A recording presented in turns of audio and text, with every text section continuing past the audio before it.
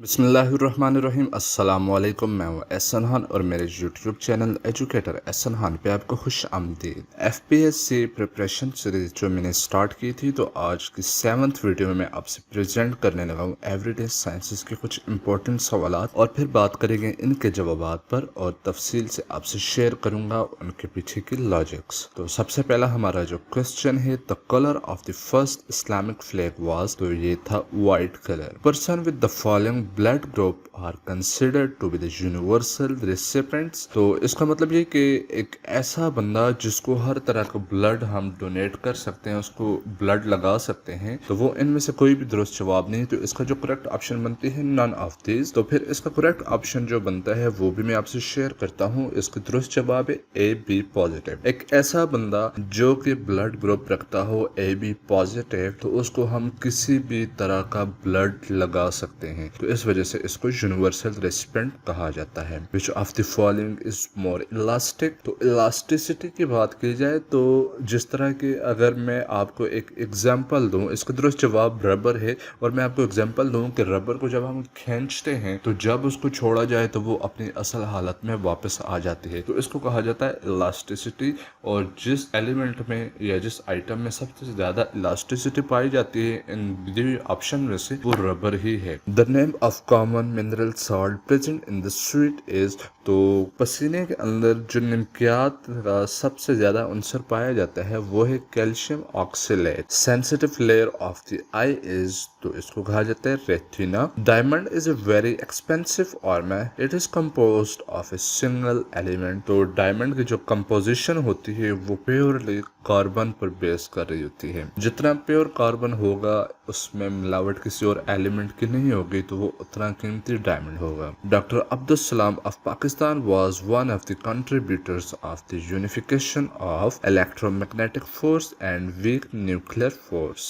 Which triplet in DNA codes for Whalen, तो यह है CTT। इसका दुरुस्त जवाब। The number of spark plugs needed in a diesel engine, तो इसका दुरुस्त जवाब है 0। Which of the following is not a part of Darwinism, तो इसका जो अगर दुरुस्त जवाब पे बात करें तो उससे पहले मैं डार्विनिज्म को डिफाइन करना चाहता हूँ कि it is a theory of evolution proposed by the Charles Darwin which suggest that all living organisms have descended from common ancestors and have evolved over the time through a process of natural selection। इसमें वो कहना ये चाह रहे हैं कि जितने भी लिविंग ऑर्गेनिज्म हैं वो वक्त के साथ साथ इवॉल्व करते हैं। जिस तरह की थ्योरी पाई जाती है कि इंसान इवॉल्व हुए हैं बंदरों से, कि पहले बंदर थे और वक्त के साथ साथ वो इवॉल्व करते करते इंसान बन गए। तो यही इस थ्योरी का बैकग्राउंड है। और इसका जो दुरुस्त जवाब यहाँ पे बनता है overproduction. Role of biotechnology in the production of food based on, इसका दुरुस्त जवाब है none of this.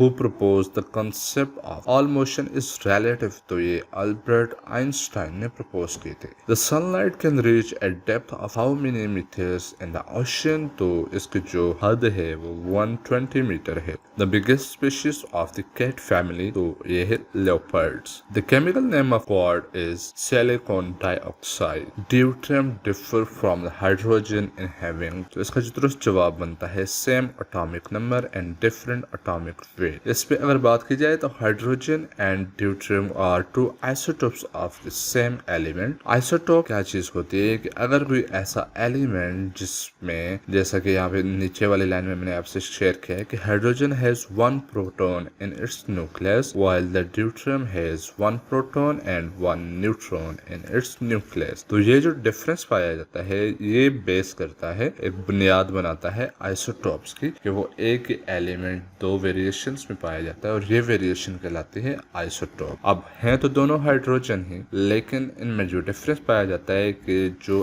Actual hydrogen है उसके न्यूक्लियस में 1 प्रोटॉन है, जबकि उसका जो ड्यूट्रियम है उसमें 1 प्रोटॉन के साथ साथ 1 न्यूट्रॉन भी पाया जाता है। और यही डिफरेंस कहलाता है isotope. Equator passes through one of this countries, तो ये नन ऑफ दिस इसका दुरुस्त जवाब है। और अगर इसके दुरुस्त जवाब की बात की जाए तो equator passes through several countries in Africa, South America and a few island in the Pacific Ocean. तो इनसे इक्वेटर पास करता है, लेकिन जो हमारे पास Saudi Arabia, Italy and Japan, इनमें से इक्वेटर का गुजर नहीं होता। Atom is made up of how many different kinds of subatomic particles, तो जो दुरुस्त जवाब है और इसमें जो एटम में जो सब एटॉमिक पार्टिकल्स पाए जाते हैं तो वो फॉलोइंग जैसे कि प्रोटॉन्स इसमें पाए जाते हैं जो कि पॉजिटिवली चार्ज होते हैं, न्यूट्रॉन्स पाए जाते हैं जो कि न्यूट्रल होते हैं, इन पर कोई चार्ज नहीं होता, नाइदर पॉजिटिव नॉर नेगेटिव, और फिर उसके बाद इलेक्ट्रॉन्स जो कि नेगेटिवली चार्ज होते हैं। Vacuum tubes have been replaced by transistors.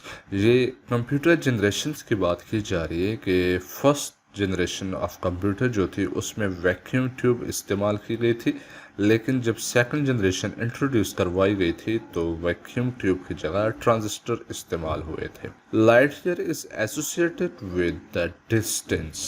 Umar Khayyam was a mathematician. उम्मीद करता हूँ ये वीडियो आपको पसंद आई होगी। Thank you for watching. अल्लाह हाफिज।